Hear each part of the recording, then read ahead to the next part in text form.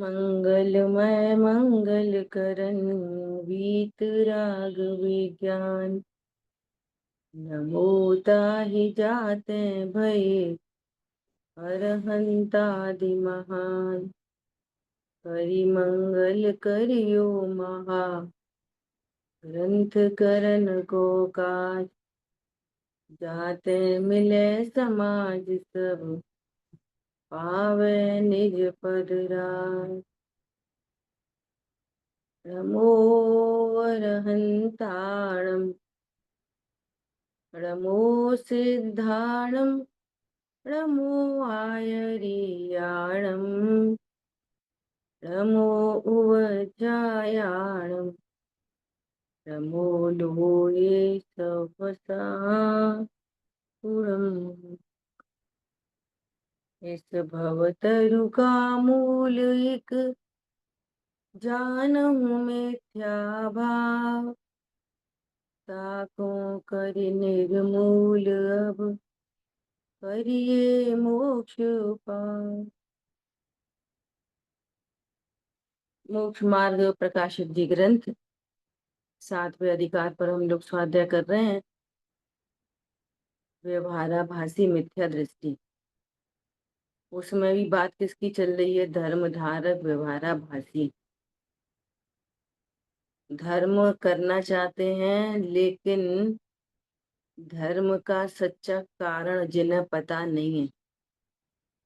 और यहाँ तो उनकी भी बात चल रही है जो स्वयं उपदेश भी देते हैं, स्वाध्याय करते हैं, औरों को भी कराते हैं, और तो भी जिनको मिथ्यात्व रह जाता है।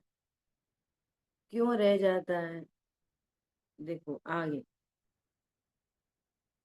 तथा जो जीव शब्दों की नाना युक्तियों सहित अर्थ करने के लिए ही व्याकरण का अवगाहन करते हैं, व्याकरण सीखते हैं, व्याकरण से पूरे अर्थ बताते हैं, वाद आदि करके महंत होने के लिए न्याय का अवगाहन करते हैं, न्याय सीखते हैं, व्याकरण सीखते हैं, और चतुराई प्रकट करने के लिए काव्य का अवगाहन करते हैं। बोलो, किसी को नहीं छोड़ा उन्होंने। रचनाएं करते हैं, पाठ लिखते हैं, बहुत सारी काव्य रचनाएं करते हैं, है ना। इत्यादि लौकिक प्रयोजन सहित इनका अभ्यास करते हैं। वे धर्मात्मा नहीं है। सुन लो, वे धर्मात्मा नहीं हो सकते कि व्याकरण के द्वारा बहुत अच्छे अच्छे अर्थ बताएं, न्याय से बात करें, काव्य आदि की रचना करें, लोक में महंत दिखाई दें, अरे इन्हें तो बहुत आता है, कितनी अच्छी अच्छी रचनाएं की हैं, है ना। वे धर्मात्मा नहीं है। इनका बन सके उतना थोड़ा बहुत अभ्यास करके आत्महित के अर्थ जो तत्वादिक का निर्णय करते हैं वही धर्मात्मा पंडित है। जो ये सब भी थोड़ा बहुत करे ठीक है, औदिक भाव है कर ले, है ना। परंतु मूलभूत प्रयोजन तत्वादि का निर्णय करके, तत्वादि का निर्णय नहीं है तो धर्मात्मा नहीं हो सकता। ख्याल में आई बात? कल पढ़ के वो सुनाया था स्वात्म चिंता, वहां से आचार्य लंक देव का। वहां पे उन्होंने एक और श्लोक है बहुत अच्छा, कि जैसे तिल मध्य तैलम काष्ठ मध्य अग्नि, ऐसा है ना। ऐसा लास्ट की लाइन है क्या? देह मध्य यथा शिवा, देह मध्य यथा शिवा यो जानाति स पंडित। पंडित कौन है? इस देह के मध्य भगवान आत्मा है, यथा शिवा, जो ऐसा जानता है सो है पंडित। जो ऐसा नहीं जाने वो पंडित नहीं है। दोनों ने स्पष्ट कह दिया, वही धर्मात्मा पंडित जानना। अब देखो, अब और क्या गजब की बात आ रही है। तथा कितने ही जीव पुण्य पापादि फल के निरूपक पुराण आदि शास्त्रों का, पुराण पढ़ते हैं हम तो भैया, पुराण पढ़ते हैं तो पढ़ लो ठीक है। पुण्य पाप क्रिया के निरूपक आचार आदि शास्त्रों का, तो बिल्कुल चरणान योग के ग्रंथ पढ़ के और डॉट टू डॉट फॉलो भी करें। क्या फॉलो करें? कि ऐसा खाना चाहिए, ऐसा छानना चाहिए, ऐसा पीना चाहिए, है ना। तथा गुणस्थान मार्गणा कर्म प्रकृति त्रिलोक आदि के निरूपक करणानियों के शास्त्रों का अभ्यास करते हैं। समझ में आ रही है बात? तीन लोक की रचना, कर्म फिलोसफी पूरा, है ना। परंतु यदि आप इनका प्रयोजन नहीं विचारते, तब तो तोते जैसा ही परिणाम हुआ। गुड़स्थान पढ़ रहे हैं और गुड़स्थान में स्वरूप बता रहे हैं, तो ये खबर नहीं लग रही कि यहाँ पर कौन सा गुड़स्थान है, कि उसका फल क्या है ना। पुण्य पाप के फल के लिए वो पढ़ रहे हैं क्या, प्रथमान योग। और इधर कोई भय नहीं है कि उनको तो पाप का फल आया, हमको थोड़ी आएगा। उनको तो पुण्य का फल आया, हमें नहीं आएगा। समझ में आ रही है बात? क्या बोल रहे हैं?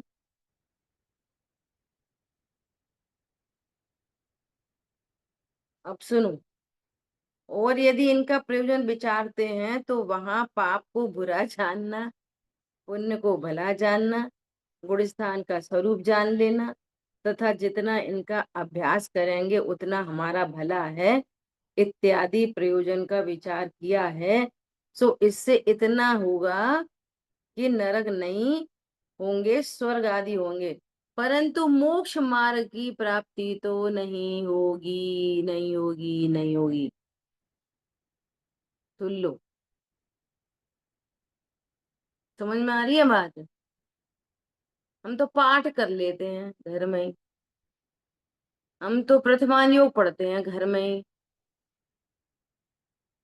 हम तो करणान योग पढ़ रहे हैं, हमें डॉट टू डॉट एक एक बात पता है। समझ में आई बात? तो कषाय मंद रहेगी ना, तो कषाय की मंदता में इतना भले हो जाए कि नरक आदि नहीं हो, स्वर्ग हो जाएंगे। लेकिन तू संसार से छूट नहीं सकेगा इनसे, ये निश्चित कर लेना एकदम बढ़िया से। उनका निषेध नहीं कर रहे, लेकिन तू अपनी बुद्धि को वहीं वहीं रमाता है, और उल्टा अर्थ क्या निकलता है, पाप बुरा है और पुण्य भला है। और कल शाम की क्लास में बाबूजी ने तो ये कह दिया, जो भाव शूद्र है, उनने क्या कह दिया, मूल में भगवान ने कहा है पुण्य परिणाम क्या है, शूद्र है।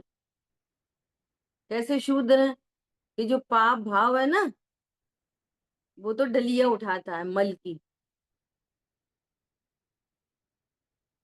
और जो पुण्य भाव है वो नहा धो के उठाता है। तो क्या फर्क पड़ता है? संसार का बोझा तो दोनों जगह है, राग द्वेष तो दोनों जगह है, तीव्र मंद का भेद है बस। समझ में आ रही है बात? मूल में समयसार जी में कहा है, क्या कहा है समयसार जी में, कि एक एक तो शूद्रा के घर में पल रहा और एक पंडित के घर में पल रहा।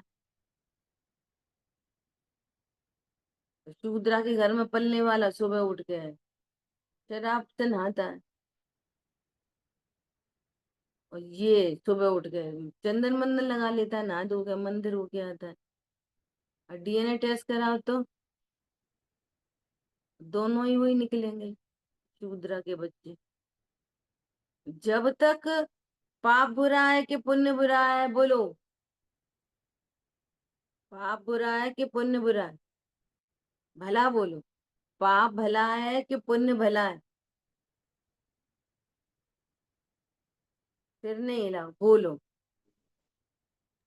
हमारे वो बोलते हैं, कौन? धर्म बुरा है। संजय जेवर बोलते हैं कि 2.5 किलो का सिर हिला सकता है, 2 ग्राम की जवान नहीं हिला सकता। हाँ बोलो, मीनल बंजी ने क्या बोला? पाप भला धर्म है कि पुण्य भला है? धर्म भला है।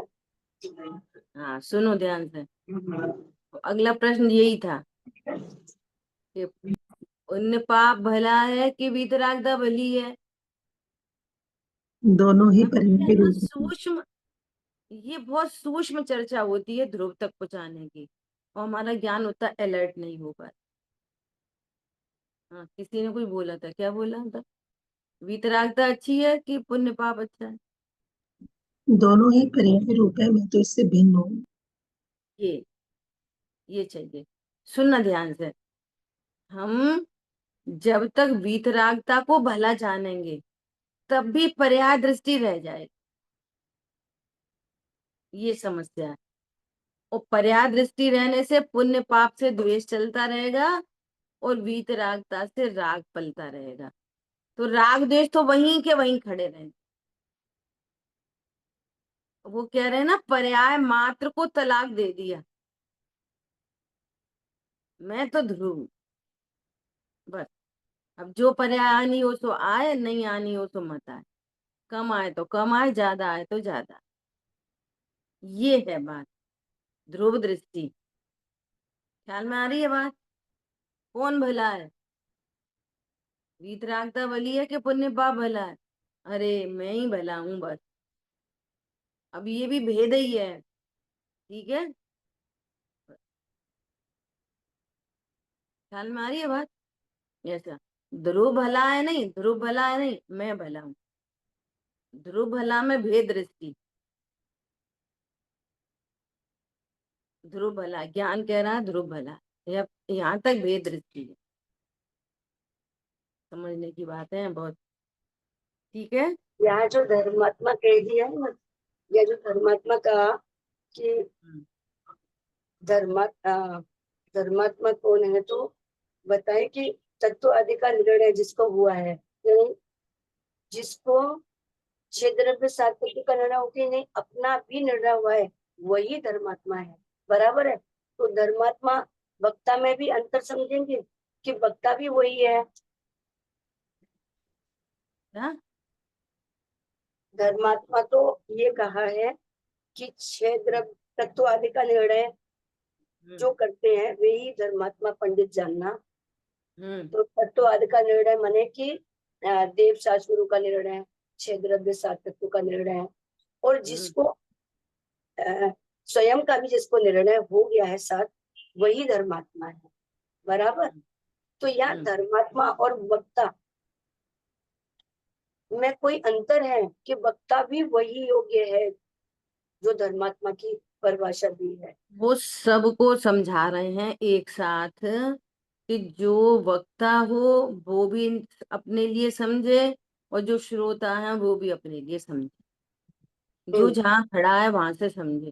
कोई वक्ता है तो वो कह रहे हैं ना कि कोई स्वाध्याय कराता है तो नाना युक्तियों से व्याकरण की युक्ति बना के सुनाता है ना, और बहुत इंग्लिश बोलता है, बहुत न्याय की बातें वो करता है। तो लोग कहते हैं ये बहुत अच्छे वक्ता है, और वो हम्म। अपने आप को समझ रहा है बहुत अच्छा वक्ता हूँ। तो वो कह रहे हैं कि ये निर्णय करो कि तुमको सात तत्व का निर्णय है कि नहीं। जो हम्म। जहाँ खड़ा है, वक्ता है तो वक्ता समझे, श्रोता है तो श्रोता समझे। सबके लिए कॉमन बात है, वे तो हम्म। सबको कह रहे हैं। हम्म। ख्याल में आ रही है बात? हम भी बहुत जल्दी इन्फ्लुएंस हो जाते हैं। अरे वो उन्हें तो बहुत गाथा याद है, अरे उन्हें तो बहुत टीका याद है, अरे कितना क्षयोपम। अरे मेरा ये उसको आत्म निर्णय है कि नहीं? हाँ, मेरा यही कहना है, यहाँ धर्मात्मा और वक्ता में कुछ अंतर आया, यानी जो वक्ता है वो भी इसी अभ्यास पे चल रहा है, सच्चा वक्ता वही है। हाँ, ठीक है। देखो अभी क्या कह रहे हैं कि इनसे इनसे मोक्ष मार्ग की प्राप्ति होगी नहीं, ये फोकस करना है। वक्ता कोई वक्ता हो, वो क्या करता हो वो जाना है, हमें कोई लेना देना नहीं। यहाँ तो अपने लिए सुनना बस। ठीक है, जो वक्ता बन के बैठा है वो अपने लिए सुने, जो श्रोता बन के बैठा है वो अपने लिए सुने, अपनी भूल निकाले। बात यहाँ ये चल रही। ठीक है, प्रथम सच्चा तत्व ज्ञान हो, वेरी वेरी इंपॉर्टेंट। प्रथम में प्रथम सच्चा तत्व ज्ञान हो। तुम्हें प्रथमान योग नहीं आता हो कोई दिक्कत नहीं, तुम्हें करणान योग नहीं आता हो कोई दिक्कत नहीं, तुमको वो चरणान योग नहीं आता हो कोई दिक्कत नहीं, तुमको तीन लोक की रचना नहीं आती हो कोई दिक्कत नहीं। प्रथम में प्रथम सच्चा तत्व ज्ञान हो। समझ में आई बात? ऐसा वहां फिर पुण्य पाप के फल को संसार जाने। तत्व ज्ञान जब होगा, आश्रम को आश्रम जानेंगे तो क्या जानेंगे? आश्रम से बंद होता है। तो पुण्य पाप के फल को क्या जाने? संसार जाने। पाप को बुरा पुण्य को भला नहीं जानता तत्व ज्ञानी। क्या बोला? तत्व ज्ञान कहते ही उसे हैं। किसे कहते हैं तत्व ज्ञान? जो अजीब को अजीब जाने और आश्रम को बंद का कारण जाने, संसार का कारण जाने। भेद नहीं जाने कि पाप बुरा है पुण्य भला है। तब तक तो पुण्य करो, तब तक पुण्य करो। पुण्य करो मतलब कर्ता बुद्धि, पुण्य करो तो जीव तत्व भी नहीं जाना। समझ में आ रही है बात? ए गे उपाधि आगम शैली है, तो पहले आगम शैली को जाने भली प्रकार, हे गे उपाधि, और फिर अध्यात्म शास्त्रों से अपने को सबसे न्यारा जानकर परिपूर्ण जाने और आनंद कर। समझ आई बात? देखो क्या कह रहे हैं, शुद्धोपयोग से मोक्ष माने। मोक्ष किससे माने? शुद्धोपयोग से, न कि अणुव्रत महाव्रत से, न कि उपवास से, न कि याद कर लेने से। गाथा याद कर लेने से मोक्ष नहीं होता। क्या कहा? याद तो करना चाहिए तो कर ले भैया, करना चाहिए तो कर ले, लेकिन ये काम करे पहले। समझ आई बात? ऐसा। अब सुनो गजब की बात, गुण स्थान आदि रूप जीव का व्यवहार निरूपण जाने। हे प्रभु, वो व्यवहार से निरूपण है।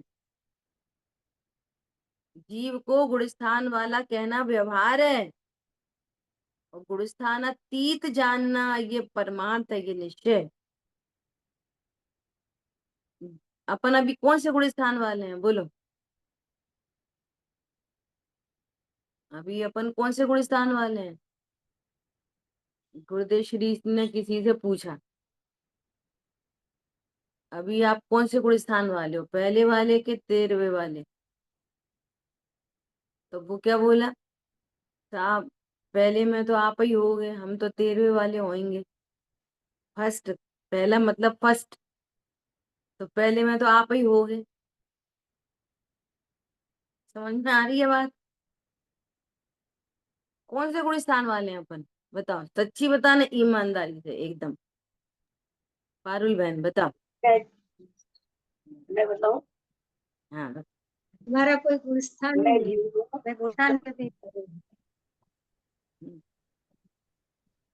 बता, मिथ्या तो है तुमको कि नहीं? बता, अभी मिथ्या तो है कि नहीं तुमको? हवा हवाई नहीं चलेगी बात, बताओ मीनल बहन जी। तत्व पर्याय में है, ध्रुव में तो नहीं है। मैं जीव हूँ, जीव में गुण स्थान होते नहीं। तो अभी ये बताओ, मिथ्या तो है कि नहीं तुमको, पारुल इनको मीनल बहन जी को? अब देखो अब है ना, अब अब हाँ, ऐसी जो आवाज आ रही है ना, इसका हाँ, मतलब ये है कि पहले वाला आंसर सही नहीं है। अच्छा इसका अच्छा। अर्थ ये है, सही होते हुए भी सही नहीं है। हम्म, समझ में आई बात? समझो। एक तरफ तो अपन ये कह रहे हैं कि मैं गुणस्थान अतीत हूँ, जीव में गुणस्थान होते नहीं। तो अब किसको देख के कह रहे हो, किसका निर्णय करके बोल रहे हो? तो ध्रुव का। तो अब सेट करो कि मैं ध्रुव हूँ, ध्रुव में गुणस्थान नहीं होते। अब बात चली कि मिथ्यात्व किसको है, तो मैंने अपनी स्थापना ध्रुव में की है ना। अगर की है तो बिंदास बोलो। जब मैंने बोल दिया ना कि मैं गुणस्थान अतीत हूँ, तो पहला जब मैं गुणस्थान हूँ तो मेरे में मिथ्यात्व कहाँ है? प्रश्न करने वाले पे हावी हो सकते। कैसा प्रश्न पूछ रहे हो, बता दिया ना, गुणस्थान अतीत हूँ। ये समझ में आ रही है, ये कॉन्फिडेंस। अब वो पहले तुम में मिथ्यात्व है कि नहीं, तो है, तो है मतलब तुम पर्याय दृष्टि है। क्या बोला? पर्याय में है ना, पर्याय में होएगा, मैं तो ध्रुव हूँ। ख्याल में आई बात? विधि चाहिए पूरी की पूरी विधि। ये वो मिथ्यात्व, क्यों तुम्हारे राग द्वेष नहीं है तुमको अभी? अब जब ध्रुव दृष्टि बनाई है आपने, ध्रुव का निर्णय किया है, तो बोलो राग द्वेष मेरे में नहीं है। अब राग द्वेष, अब वेदन तो हो रहा राग द्वेष का, और राग द्वेष में मैं पना बैठा है। अब तब वो ये भी कहते हैं कि शास्त्रों, अब आगे आ रही है बात, कि शास्त्रों के अनुसार बातें बनाना सीख गया तो भी बात नहीं बनेगी। और तब तक तो सही सही बोलना ही सीखो कम से कम। तो अभी हम सही सही बोलना भी नहीं सीख पा रहे। ख्याल में आ रही है बात? मैं गुणस्थान अतीत हूँ, ये मैं, और पर्याय में मिथ्यात्व, तो पर्याय में होगा, मेरे में नहीं। कि तुम रागी द्वेषी नहीं हो अभी, अरे पर्याय में होगा राग द्वेष, मैं रागी द्वेषी। अभी तुम्हारे शरीर नहीं है, तुम स्त्री नहीं हो। अरे वो असमान जाति द्रव्य पर्याय, मैं अशरीरी हूँ, मेरे में कोई शरीर वरीर नहीं।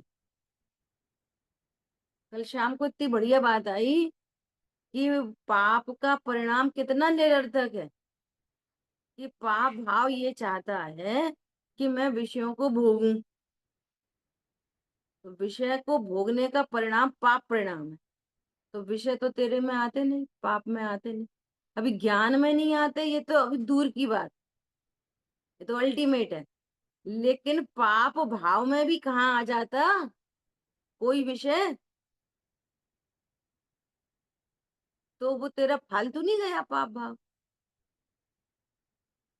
अब ऐसे ही पुण्य भाव के लिए उन्होंने बोला, क्या बोला, कि ये शुभ भाव उत्पन्न हुआ कि मैं जीवों को बचाऊं। तो जीव तो बचता नहीं तेरे शुभ भाव से,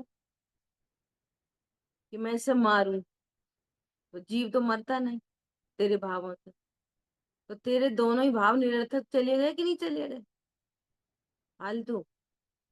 तो तुमको वे भाव, उत्पन्न होते हुए भाव, अब ये सब काम क्या करना है, अपनी परिणति में चेकआउट करना है। कि मेरे को भाव हो रहा है, मैं सबको समझाऊं, तो मेरे भाव से सब समझ जाते हैं। एक कोई आंसर देता, एक कोई, एक कोई, एक कोई, तो ये भाव निरर्थक नहीं है। ये पर सबको समझाने बैठना, ये भाव निरर्थक नहीं है। तो हाँ निरर्थक है तो रोज क्यों समझाने बैठते हो? कि हम नहीं समझाने बैठते, मैं की स्थापना कहाँ, ध्रुव में, मैं नहीं समझाने बैठता। ये तो उत्पन्न होता हुआ रहा। अब गलती कहाँ पे होती है, अगेन सूक्ष्म भूल कहाँ रह जाती है।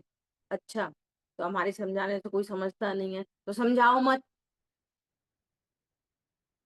समझाओ मत नहीं, समझाने का भाव फिर भी होगा गुणस्थान प्रमाण, उसको तू निरर्थक जान और अपने को ध्रुव जान।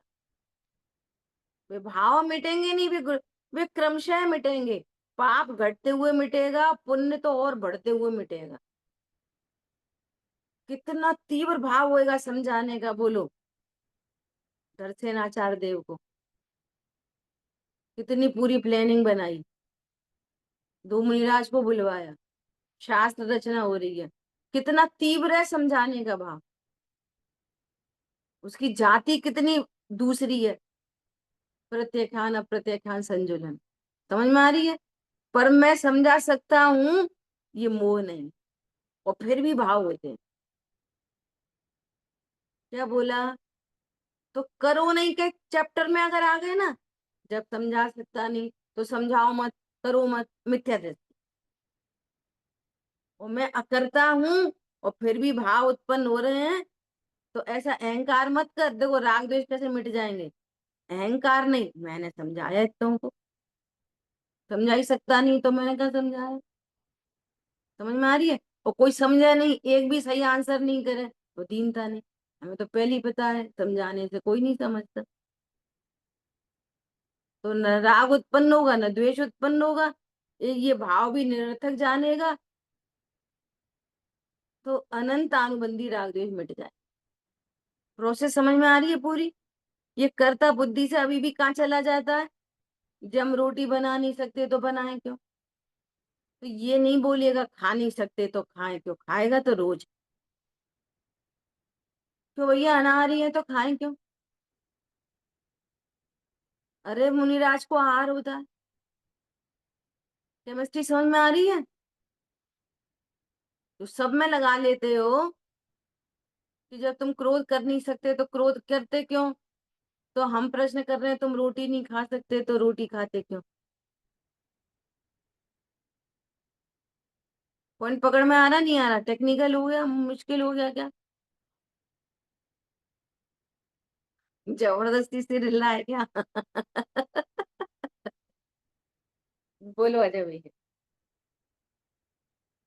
ये आपने उत्पन्न कहा होता कि हुआ अशुभ, उत्पन्न होता हुआ शुभ, उसका ज्ञाता हूं। और ज्ञातापने में क्या जानता हूं? ये मेरा स्वभाव नहीं, इससे जगत का कोई कार्य होता नहीं। तो ये फालतू तत्व बस। और मैं अभी भी परिपूर्ण हूँ। कैसा पाप भाव उत्पन्न ना हो, मैं अभी भी परिपूर्ण हूँ। कैसा भी शुभ भाव उत्पन्न हो, मैं अभी भी परिपूर्ण हूँ। ये तत्व याद, अपने से खिसका नहीं हो। ठीक है, बोलिए।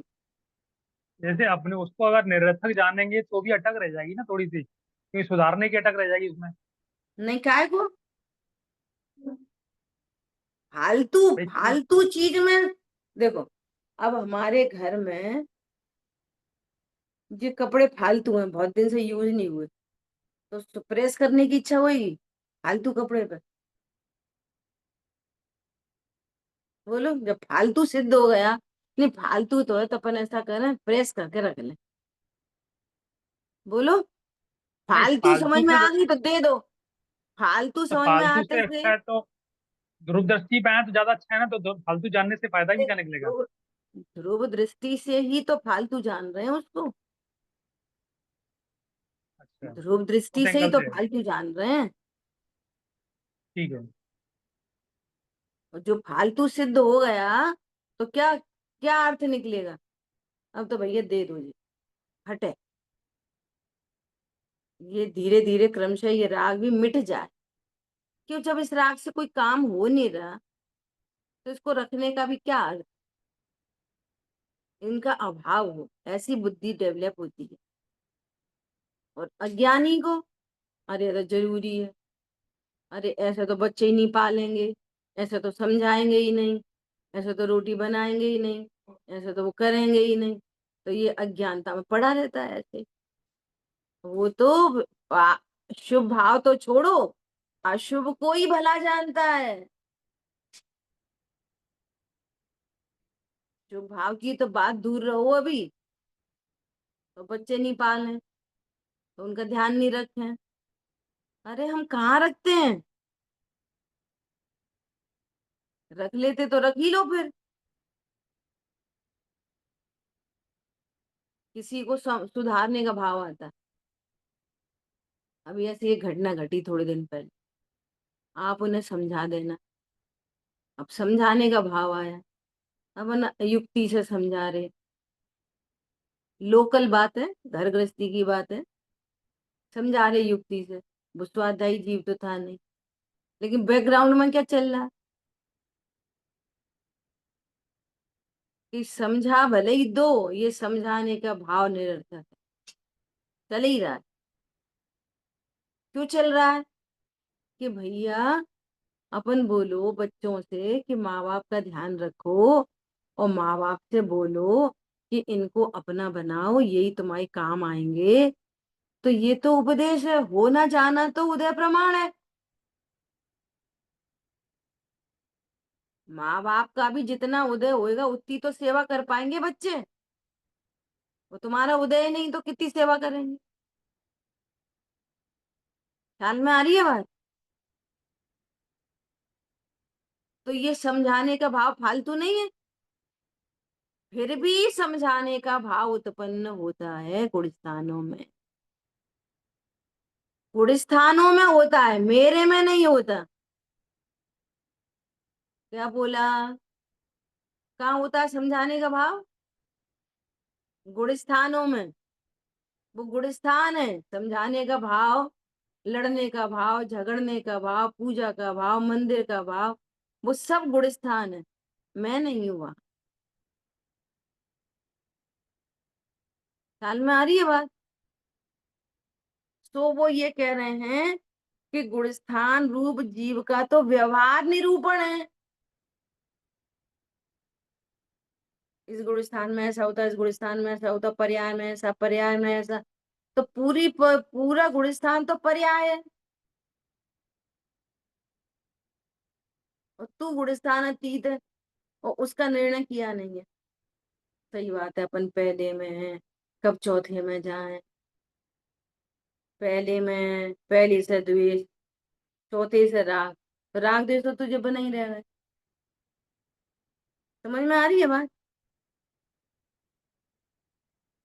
सम्यक दृष्टि कोई भावना होती है, कर्तृत्व तो नहीं होता। और भावना कब कहलाती है? पहले गुणस्थान वर्ती को भावना नहीं कहलाती, भावना वीतरागता सहित होती है। भावना शब्द वीतरागता को है। 16 कारण भावना, 12 भावना। समझ में आ रही है? यहाँ भावना शब्द किससे है? वीतरागता। ऐसा ख्याल में आ रही है बात? तो ये गुणस्थान आदि का निरूपण जाने सो कैसा जाने? ये तो जीव का व्यवहार निरूपण है, असली निरूपण तो ये है ही नहीं। ये जीव का असली निरूपण नहीं है। जीव का असली निरूपण तो समय सारजी ग्रंथ में कुंद कुंद आचार्य देव ने कहा, एकत्व विभक्त आत्मा। वो भी क्या कह रहे हैं? ये गुणस्थान मागणा स्थान सब पुद्गल के हैं, अध्यात्म की पराकाष्ठा में। क्योंकि ये अच्छे भले में मानता नहीं है, जीव की तो है, जीव की तो पर्याय है, जीव की तो पर्याय है। तो उन्होंने क्या बोला? जीव जीव अधिकार में ये 29 भावों को सबको किस में डाल दिया? ये पुद्गल के भाव, ये अजीव है, और मैं एकत्व व्यक्त आत्मा जीव। ये है जीव का निश्चय निरूपण। समझ में आई बात? ये गुणस्थान पुद्गल के क्यों है? शांतनु डिफाइन कर सकोगे? गुणस्थान पुद्गल कैसे हैं? अपन सुन लेते हैं, अच्छा होंगे पुद्गल के, मेरे नहीं। कैसे कह रहे हैं पुद्गल के? बोलो कौन बताए?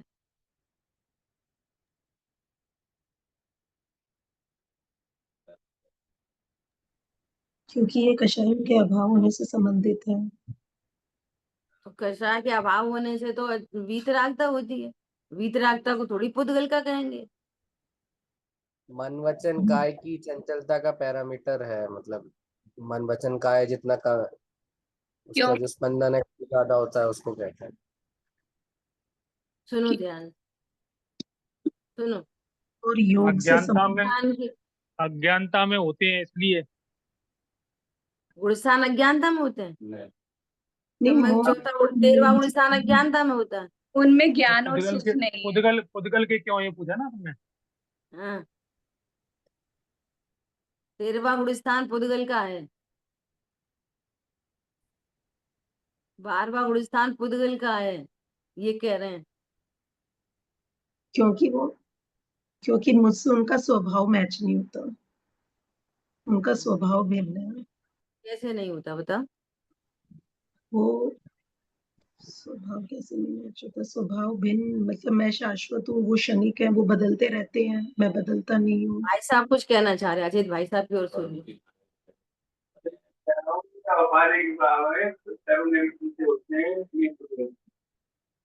पहले तो समझो, सही बोला है, सही बोला। सुनो पहले समझो, अब ये इसको समझा पाएंगे कि नहीं। अब सुनो ध्यान से सब लोग, शांति से। गुणस्थान की परिभाषा बोलो। मोह और योग के निमित्त से, मोह और योग के निमित्त से श्रद्धा और गुण, श्रद्धा और चारित्र की तारतम्य रूप अवस्था को गुणस्थान कहते हैं। समझ आ रही बात। अब गुणस्थान किसको नापने का थर्मामीटर है? गुणस्थान विकार को नापने का थर्मामीटर है। क्या बोला? श्रद्धा और चारित्र की जो विकारी पर्याय हैं, योग, मोह और योग, इनकी जो विकारी अवस्थाएं हैं उसको नापने का थर्मामीटर है गुणस्थान। विकार को नापने का गुणस्थान, वो थर्मामीटर है गुणस्थान। पहले गुणस्थान में कितना विकार है?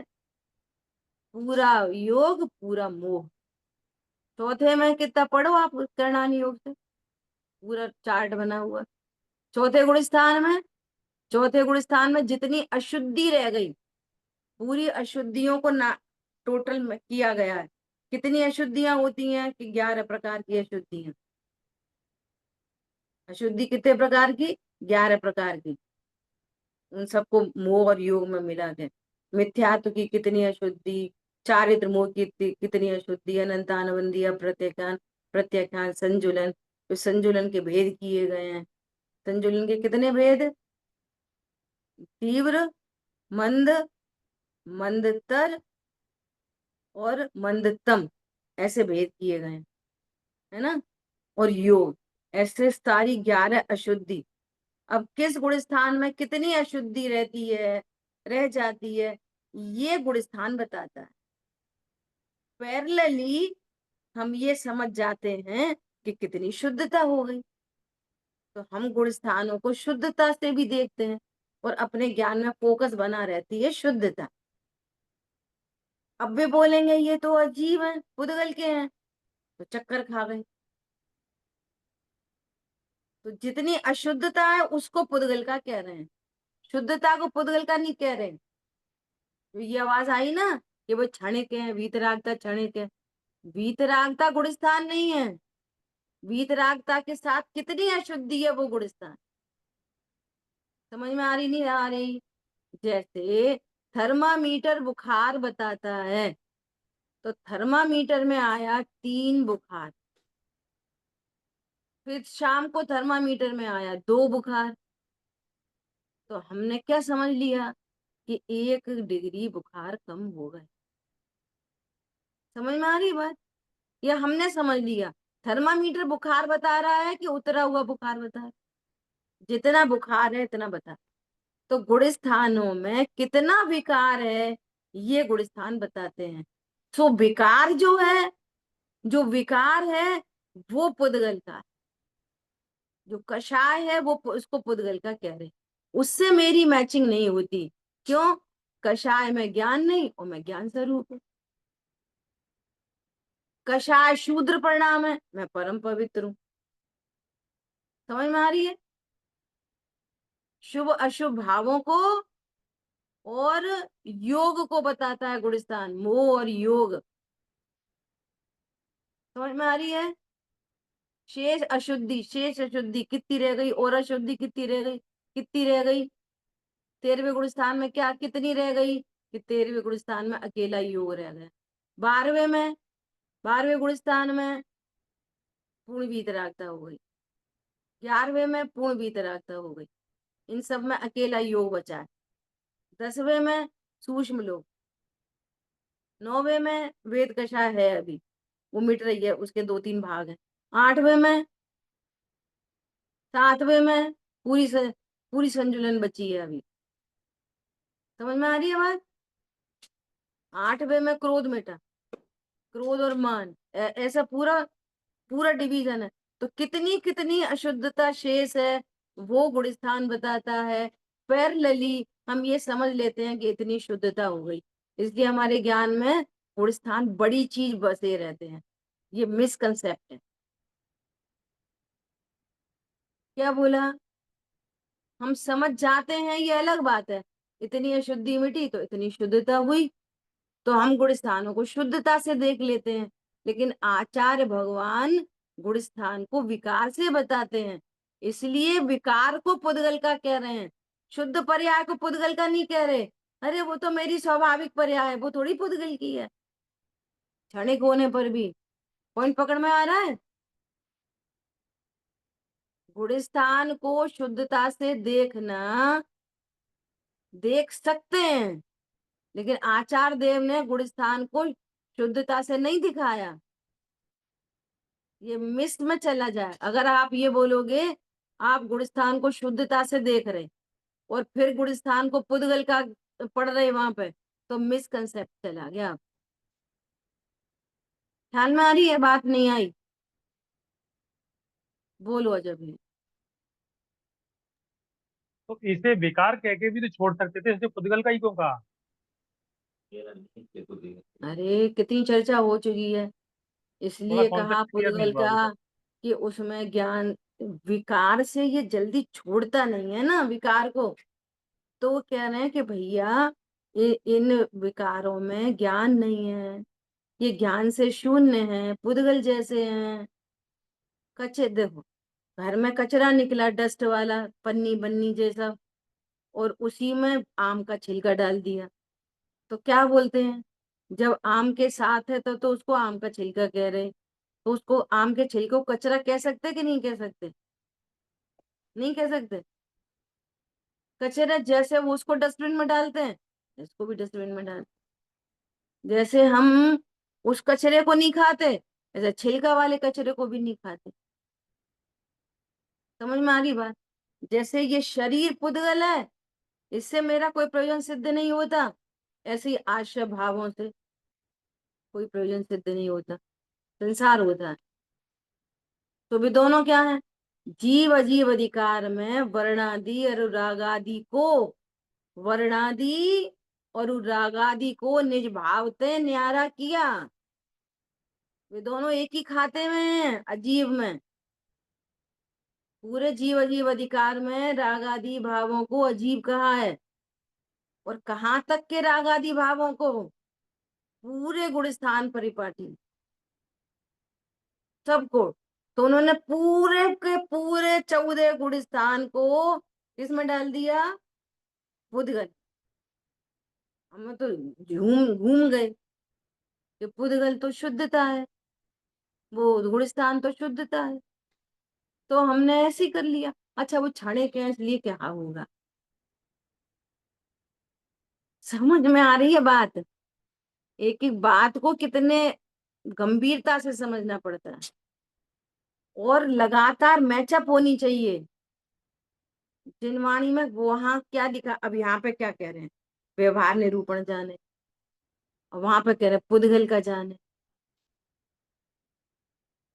समझ में आ रही है? तो आपको ज्ञान पूरा, एक जगह कोई निरूपण है, दूसरी जगह कोई निरूपण है, तीसरी जगह, तो आप शादवाद शैली से आपका ज्ञान रिलैक्स रहना चाहिए, उसमें कॉन्फ्लिक्ट नहीं आना चाहिए। समझ आई बात? बोलो, किसी को और कुछ पूछना है इस संबंध में? अभी गुण स्थान के संबंध में क्लियर हो गया कि नहीं हो गया? डिम्पी बहन, हो गया? नहीं हुआ, अभी थोड़ा कम दिख रहा है। समस्या आ रही है कुछ? नहीं, पूछो, समस्या आ रही है तो पूछो, नहीं कोई दोबारा दिक्कत नहीं। हाँ, दोबारा सुनना, ठीक है। जी समय सार जी, समय सार जी भी खोल लेना इसको समझने के लिए। और समय सार जी जीव अजीव अधिकार में, मेरे को गाथा नंबर याद नहीं रहती हैं, उसमें सब लिखा है, गुण स्थान, मागणा स्थान, अध्यात्म स्थान, पूरे 29 बोल बनाए उन्होंने। पूरे के पूरे 29 बोलों को अजीब तत्व का, जीव से त्रिकाली कुंद कुंद आचार्य देव ने प्रतिज्ञा की है ना, मैं एक तत्व विभक्त आत्मा बताऊंगा। तो ये मुझसे सारे न्यारे भाव। एक आवाज आ रही थी औपाधिक भाव में कर्म के छह छह उपशम से, अरे वो नहीं है, यहाँ पे छाई भाव को नहीं कह रहे हैं पुद्गल का, औपशमी भाव को पुद्गल का नहीं कह रहे हैं, सिर्फ औदिक भाव को पुद्गल का कह रहे हैं। गुणस्थान औदिक भाव है एक सेंटेंस में। गुणस्थान क्या है? औदिक भाव। जितना जितना विकार बचा वो गुणस्थान है। ज्यादा विकार मिट गया तो उतनी शुद्धता प्रकट हो गई। तुम शुद्धता के कंटेक्स्ट में उसको ले लेते हैं, परंतु फिर न्याय नहीं कर पाएंगे अगर ऐसा समझेंगे तो। ठीक है, चलो देखो, इत्यादि ज्यों का त्यों श्रद्धान करता हुआ इनका अभ्यास करे तो सम्यक ज्ञान हो। क्या बोल रहे हैं? ज्यों का त्यों श्रद्धान करे, जीव को जीव जाने, तभी। अच्छा सुनो, तभी तो आप बोल पाओगे कि मैं गुणस्थानातीत हूं, नहीं तो कैसे बोलोगे? अगर गुणस्थानों को उदगल का नहीं जानोगे, विकार रूप नहीं जानोगे गुणस्थानों को, तो मैं गुणस्थानातीत हूँ ये कैसे कहोगे? ध्यान में आ रही है बात? ऐसा। जितनी जितनी भावों में शुद्धि हुई बड़ी वो गुण स्थान है, ऐसा कहेंगे, ऐसा समझो। जितना वो जितना समझ, विकार मिटा, जितना जितना विकार मिटा, जितना विकार है वो गुणस्थान है। जितना जितना विकार मिटा वो गुण स्थान है। वो गुणस्थान हम समझते हैं, हाँ। जितना विकार है वो गुणस्थान है। आचार्यों ने ऐसा बताया है, हम समझ लेते हैं, वो हमारी समझ है। अच्छा। पहले हम्म हम्म ऐसा प्रश्न आए कि चौथे गुणस्थान में कितनी शुद्धता प्रकट हुई, तो हम बता सकते हैं मिथ्यात्व अनंतानुबंधी का अभाव। लेकिन गुणस्थान की परिभाषा के अंदर वहां पर शेष 9 अशुद्धियां बची हैं, ये गुणस्थान बता। ठीक है, आपको अभी जब चार्ट दिखाएंगे उसको, उसका हाँ कल हाँ, चार्ट दिखाएंगे। जितना जितना विकार है वो गुण स्थान है, और हाँ, विकार हटने के बाद जो शुद्धता बढ़ी है वो भी रखा हुई है। यानी गुणस्थान की परिभाषा ये है, जबकि इसके अलग मालूम थी। अभी ठीक है, समझ गई। चलो ठीक है, आ रही सुनो, है। अब सुनो। सो तत्व ज्ञान के कारण, क्या बोल रहे हैं? प्रथम सच्चा तत्व ज्ञान हो, सो तत्व ज्ञान के कारण अध्यात्म रूप द्रव्यायोग के शास्त्र है। पढ़ लो भैया, तुम प्रथमान योग पढ़ लो, पद्म पुराण पढ़ लो, महावीर पुराण पढ़ लो, अध्यात्म योगी राम पढ़ लो, जो पढ़ना है पढ़ लो। लेकिन अध्यात्म शास्त्रों से जब तक आपको तत्व ज्ञान नहीं होगा, तो आप आगम शास्त्र पढ़ के भी वहां राग द्वेष ही जन्मता रहेगा, मोह ही पलता रहेगा। क्योंकि प्रथमान योग को भी पढ़ना द्रव्यान योग से ही सीख पाएंगे, नहीं तो ऐसे ही लगता रहेगा रामचंद्र जी ने गलत किया, ऐसा नहीं करना चाहिए था, बेचारी सीता, देखो रावण कितना दुष्ट था, उन्हीं के कर्म का उदय था, ऐसे यहाँ तक सीमित हो जाएंगे, सबको ज्ञान स्वरूपी परमात्मा नहीं देख पाएंगे। खबर लग रही है? इसलिए प्रथम तत्व ज्ञान के कारण अध्यात्म रूप द्रव्यानियों के शास्त्र हैं, उनसे सच्चा तत्व ज्ञान है। ठीक है, अब जीव योग्यता प्रमाण पढ़ते हैं, किसी को उन्हीं का रस होता है, किसी को उन्हीं का रस होता है, उनका निषेध थोड़ी कर रहे हैं। लोग ऐसा थोड़ा प्रेशर से ही बोलते हैं, क्या बोलते हैं, भगवान की अनियोग वाणी 4 अनियोगमयी है, तुम ऐसा नहीं करो। वो ये कहना है प्रथम और द्वितीय का अंतर डालना है, निषेध थोड़ी कर रहे हैं उनका। उल्टे उल्टे समझते हैं, उल्टे उल्टे बोलते रहते। इन्होंने निषेध किया कि मुंह मत पढ़ो, ऐसा निषेध किया टोडरमल जी ने? निषेध तो नहीं किया। देखो, डाइट, आजकल लोग डाइट फॉलो करते हैं ना, तो प्रथम ही बात करते हैं, तुम प्रथम में फ्रूट सलाद खाओ, पहले रोटी खाओ, खा लो रोटी। प्रथम और द्वितीय का अंतर है। ये थोड़ी कहा रोटी ही मत खाओ, माँ तो सब समझ में आ जाती है, और यहाँ पे विरोध करते हैं, हित का भान नहीं है ना, इसलिए उन्हें तो कुछ भी। टोडरमल जी आगे कहेंगे, मिथ्या दृष्टि तो पाप जीव है, ये जितना उद्यम करे तो तीव्र कषाय का ही करे, यहाँ पढ़ पढ़ के भी तीव्र कषाय हो ऐसा। और कितने ही जीव उन शास्त्रों का भी अभ्यास करते हैं। अब सुनो, कितने जीव हैं वे क्या करते हैं, तत्व ज्ञान के कारणभूत द्रव्यानियों के शास्त्र का ही अभ्यास करते भी हैं, परंतु अब परंतु क्या, वहां जैसा लिखा है वैसा निर्णय स्वयं करके आपको आप रूप, पर को अपाप रूप, पर को पर रूप, और आश्रवादी का आश्रवादी रूप श्रद्धा नहीं करते। पढ़ते तो फिर द्रव्यानियों के ही शास्त्र हैं, लेकिन अब निर्णय नहीं करते। अब सुनो, अपन को क्ल्यू मिल गया, जो कितना अच्छा क्ल्यू मिल गया। क्या मिल गया? इन्होंने 4 ही क्यों बोले, संवर निर्जरा क्यों नहीं बोला कि संवर निर्जरा को संवर निर्जरा रूप श्रद्धा नहीं करते? अभी 4 तत्व हैं, तो 4 में निर्णय कर लो। समझ में आ रही है बात? जीव अजीव आशा बंद। अभी तो तुम्हें संवर से भेदियान करना ही नहीं है, क्यों, संवर है ही नहीं तुम्हारे पास। 4 है तो 4 से ही भेदियान करना है। ख्याल में आ रही है बात? ऐसा। और वैसे आदि में सब शामिल हो जाएंगे, संवर निर्जरा मोह। ठीक है, अब सुनो ध्यान से। मुख से तो यथावत निरूपण ऐसा भी करे, मुख से तो निरूपण ऐसा भी करे कि जिसके उपदेश से अन्य जीव सम्यक दृष्टि हो जाएं, परंतु जैसे कोई लड़का लड़की का स्वांग बनाकर ऐसा गाना गाए कि जिसे सुनकर अन्य स्त्री पुरुष कामरूप हो जाएं। एक बच्चे को गाना डांस करने दे दिया, और वो कोई सा गाना था पता नहीं था, दूसरों को देख के कामासक्त हो गए, और वो उसको तो सेंस पता नहीं है, वो तो ऐसी नाच रहा है। ख्याल में आ रही है? ऐसा उन्होंने भी वो लिखा है बनारसी दास, आप नाचत, पता नहीं क्या, मेरी पहली लाइन मिस हो रही है, लखन हार बोराए, ऐसा लिखा।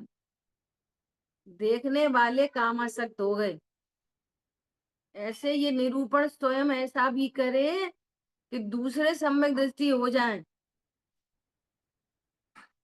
और स्वयं मिथ्या दृष्टि बना दे। समझ में आ रही है बात? देखो, परंतु वह तो जैसा सीखा वैसा कहता है, उसे कुछ भाव भाषित नहीं होता, इसलिए स्वयं कामासक्त नहीं होता। उसी प्रकार यह जैसा लिखा है वैसे उपदेश देता है, परंतु स्वयं अनुभव नहीं करता। यदि स्वयं का श्रद्धान हुआ होता तो अब सब अपने अपने में लगाना कि मेरे को ऐसा निर्णय हुआ कि नहीं हुआ, श्रद्धान हुआ कि नहीं हुआ। अगर हुआ होता तो अन्य तत्व का अंश अन्य तत्व में न मिलाता। क्या बोला? जीव तत्व को अजीव तत्व में नहीं मिलाता, अजीव तत्व को जीव में नहीं मिलाता, जीव तत्व को आश्रम में नहीं मिलाता, आश्रम तत्व को जीव में नहीं मिलाता, आश्रम को संवर में नहीं मिलाता, संवर को आश्रम में नहीं मिलाता। समझ में आ रही है बात? अन्य तत्व को अन्य तत्व में नहीं मिलाता, परंतु इसका ठिकाना नहीं है, इसलिए सब में ज्ञान नहीं है। अभी कुछ बोल दिया, अगला प्रश्न खड़ा करो तो दूसरा बोल दिया। तो पहली बात का श्रद्धान हुआ कि नहीं हुआ? नहीं हुआ। ख्याल में आ रही है बात? नहीं आ रही? अन्य तत्व को अन्य तत्व में नहीं मिलाता। कभी भी आशब से संबंध नहीं समझता, कभी भी मंद कषाय को धर्म का कारण नहीं समझता। मंद कषाय स्वर्ग का कारण है, मंद कषाय धर्म का कारण नहीं है। तीव्र कषाय नरक त्रियंच गति का कारण है, तीव्र कषाय सुख का कारण नहीं है। क्या बोला? पैसा कमाओ सुखी होंगे, पैसा कमाने का भाव नरक त्रियंच का कारण है, सुख का कारण नहीं है। तो हम तो भैया भी पुण्य करके स्वर्ग चले जाएंगे, तो स्वर्ग में भी सुख नहीं है, दुख ही कम ज्यादा है। क्या बोला? फिर हम पहले स्वर्ग जाएंगे, तो स्वर्ग से विदेह क्षेत्र चले जाएंगे, नंदीश्वर द्वीप चले जाएंगे और फिर सम्यक दर्शन कर लेंगे। नंदीश्वर द्वीप में अकृत्रिम प्रतिमाएं है ना, वे ज्यादा प्रभावशाली हैं। सुन, तू तू अभी अग्रही छोड़, तू ग्रहित मिथ्या दृष्टि, देव का ही स्वरूप भाषित नहीं। ख्याल में आई बात? प्रतिमा प्रतिमा में अंतर डाले, मंदिर मंदिर में अंतर डाले, तीर्थंकर तीर्थंकर में अंतर डाले। तुम्हें ज्यादा प्रॉब्लम है तो क्या करो, शनिवार को बासे पूज्य की जाप दो, सोमवार को महावीर की दो, मुझे नहीं पता कब किसकी दी जाती है, इतवार को पार्श्वनाथ की जाप दो, तो सब भला हो जाएगा। तुम ग्रहित मिथ्या दृष्टि, तीर्थों पे कुछ ज्यादा फायदा होएगा, अपने रोज के मंदिर तो ऐसे ही है, काम चलाओ। समझ में आई बात? बहुत गंभीरता है ये। बोलिए।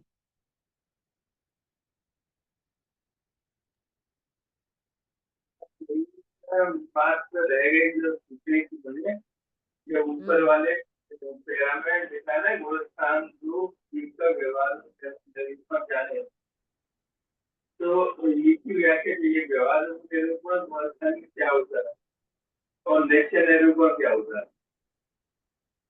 ये तो बहुत टेक्निकल बातें ही है, सीधी सीधी। अभी यहाँ समझो कि व्यवहार निरूपण मतलब पर्याय का निरूपण, सो जीव का व्यवहार निरूपण।